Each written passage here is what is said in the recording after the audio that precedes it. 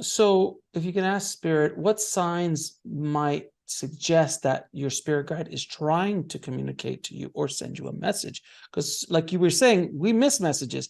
Is there anything we should be looking for if they are trying to communicate? Okay. Just to be clear, these are your spirit guides again, but speaking for the global as well. This is tricky to describe, so allow us to weave a bit in here for you to understand. And then do not expect yourself or yourselves to understand this completely, but simply sit with it a bit and see how it settles out. What we would say with regards to how to perceive the communication, the presence, the encompassment that is always available to you is for you to, of course, pause, for you to get still. Now, do not mistake this to mean that you have to be perfect at pausing and getting still.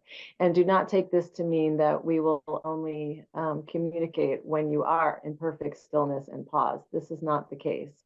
What you will understand as you develop and deepen your relationship with us and thus others' relationships with their spirit guides, ancestors, loved ones, and beloveds who influence and support them on their journeys is that there is enormous patience and understanding here from our side of things. So know that just as one deals gently and kindly with a child who is not expected to understand everything from the get-go, we will always be engaged with you in that way. We will not hold judgment or expectations. And so when we are sending signals, which come in a variety of ways, and many who are listening, watching, observing at this point in time will say, ah, yes, my signals come in the form of repeating numbers. And another might say, ah, yes, my signals come in the form of feathers that I find on the ground. And yet another will say, ah, yes, my signal comes in the form of my dream state, where I am made privy to things that are upcoming and I can make note of them and choose accordingly. And so there are endless variations of how others experience their signals, their signs, their communication. And you know what? They're all correct. They are all absolutely spot on. Right before you start to question whether or not it was real, that space where you simply noticed and recognized it, that is the sweet spot. We know you like to use the words sweet spot. And for you, that means just the perfect place to engage in a deeper way.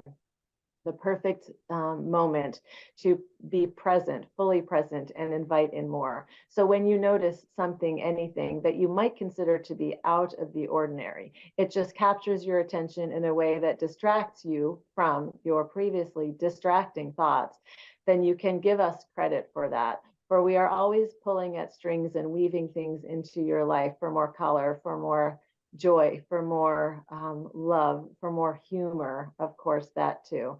And if you notice it, if you pay attention to it, when you notice it, give us credit, and then you will receive more and more and more. And as we said, there are many things that we use to as techniques to gain your attention.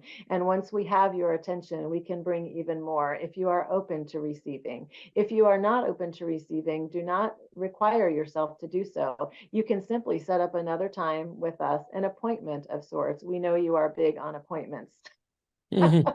And you can say something like, ah, that is wonderful. Thank you for sending that squirrel repeatedly across my path. I will get back with you soon. I am available at 5:30 p.m. and we will return at just that time, for we do not care about time, but we absolutely can meet you according to your own.